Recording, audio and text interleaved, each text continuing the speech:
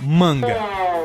Postei um vídeo que virou um corte, e esse corte foi extremamente mal interpretado. Mal interpretado pra um caralho. Pra você que viu o último vídeo, eu fiz um vídeo sobre o GOT, The Game Awards, explicando um pouco mais sobre premiações. Esse vídeo virou um corte, em que eu falava mal da Fórmula Sony, e esse corte pegou uns comentários bem infelizes. Eu entendo que tem muitas pessoas que têm uma dificuldade de entender que aquilo é um corte de um vídeo mais completo que não necessariamente fala sobre isso, mas dessa vez esse vídeo fala sobre isso. O vídeo em si era falando sobre o GOT, não falando sobre a Fórmula Sony. Esse agora é. E eu vou falar bem mal do seu joguinho favorito. Eu sabia que sonista era chato, mas eu não sabia que era pra tanto. Você pode gostar do seu joguinho, você pode curtir o seu God of War, mas você tem que admitir que ele tem erros. Eu joguei esses dias e o jogo realmente tem muitos defeitos.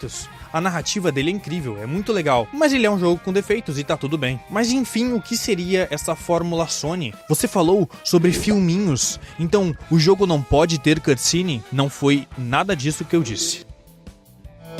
Se mantendo em God of War, a gente pode ir um pouco mais além. God of War 3, por exemplo, que é um jogo hack and slash, em que você anda e mata inimigo pra cacete, tem cutscene. Então ele é um jogo filminho? Até mesmo o FIFA tem cutscene. Quando você entra no estádio, quando você sai do estádio, na hora do intervalo. Então ele é um jogo filminho? A resposta é não. Os jogos filminhos Sony-like, na verdade, são aquele modelo em que a narrativa se desenrola enquanto você joga. Isso tudo se iniciou lá em Uncharted 4, quando essa narrativa começou a ficar cada vez mais pesada. Só que até aquele momento era algo novo. Essa narrativa enquanto você jogava, você andar e conversar com seu amiguinho. E a Sony bateu o martelo nesse estilo de jogo lá em The Last of Us. E a partir daí, a maioria ou a imensa maioria dos jogos da Sony começaram a ter essa fórmula de narrativa, que é uma gameplay imersivo-narrativa, extremamente cinematográfica, até mesmo no combate. Ou você acha que é por acaso que eles estão evitando fazer jogos de um combate com uma câmera isométrica, como é o exemplo de jogos em hack slash?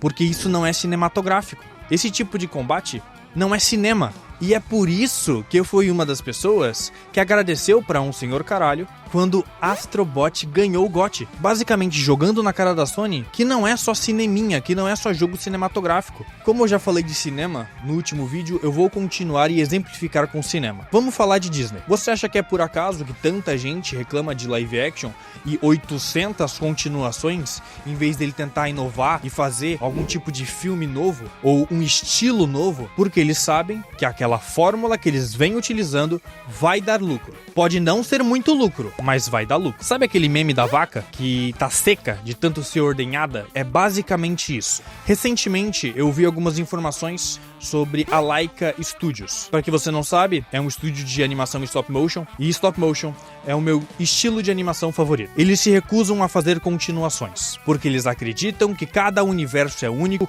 e tudo deve e tem que ser explorado dentro de um limite. Isso deixa cada universo que eles criam extremamente único. Podemos pegar o exemplo do estilo de animação. Se tu pegar Paranorman e Kubo, apesar de ambos serem feitas pela mesma empresa, eles têm um estilo de animação diferente. Não digo técnica de animação, ambos são stop motions. No entanto, ambos têm estilos diferentes. Vamos voltar para os mundos dos jogos. Então agora você entendeu que a Sony segue uma fórmula, que não necessariamente é única e exclusivamente da Sony. Podem existir outros jogos não produzidos pela Sony que seguem a fórmula Sony-like. E querendo ou não, é uma fórmula lucrativa, porque se não fosse lucrativa, eles não produziam. É bem simples. Eu tenho como grande exemplo de jogo inovador Split Fiction, que simplesmente muda completamente a gameplay de uma hora para outra. A temática muda, a gameplay muda, e eu sei que a história do jogo é só uma desculpa para te jogar um monte de estilo de jogo completamente diferente dentro daquela maravilha que é o videogame 2, que é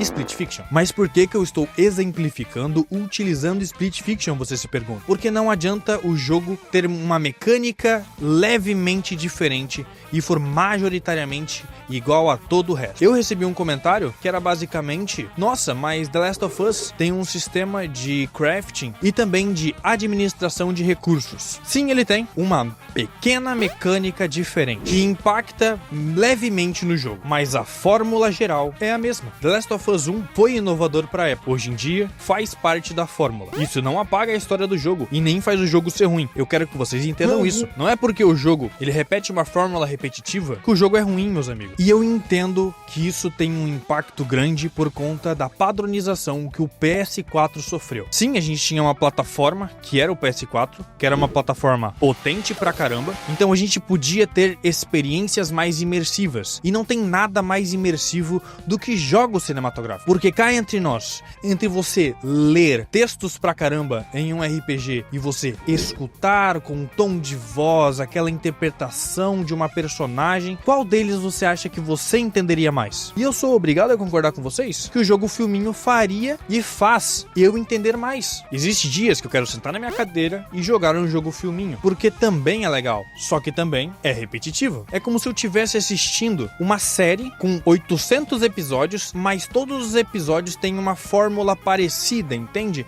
Fazem parte da mesma série em universos diferentes. Ó, fui piscado por mosquito, olha. Braço tudo comida de mosquito, olha. Rapaz do céu. E lá vou eu novamente falar do meu queridinho Elden Ring, que também é um AAA, só que não segue uma fórmula Sony. Porque se você me falar que Elden Ring não tem cutscene, tem cutscene. Elden Ring não tem narrativa, então não tem história. Tem história pra um senhor caralho. Dark Souls, Bloodborne, ambos têm tudo isso que eu falei, mas eles aplicam de uma forma diferente. O combate não necessariamente tem que ser cinematográfico. Aquela câmera no ombro em que o impacto de cada golpe... Não. É simplesmente você, a sua arma e um grandíssimo foda-se desse tamanho assim, ó. Se vira. Um exemplo que eu tenho que eu acho muito interessante, apesar de ser um RPG, é Cyberpunk. Eu entendo que Cyberpunk demorou pra ficar bom, demorou pra um caralho, mas depois que ele ficou bom, meus amigos, eu entendi que o primeira pessoa faz total diferença na história.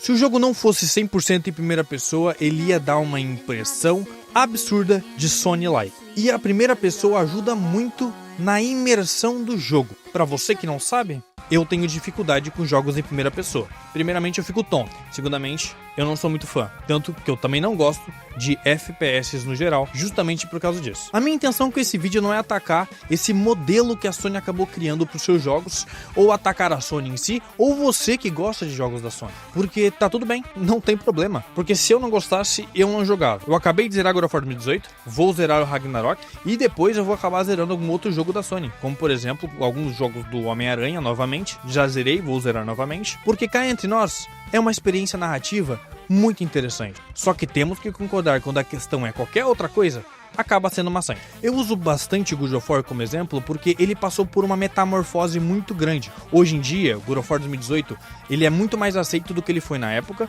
e também é um jogo muito bom.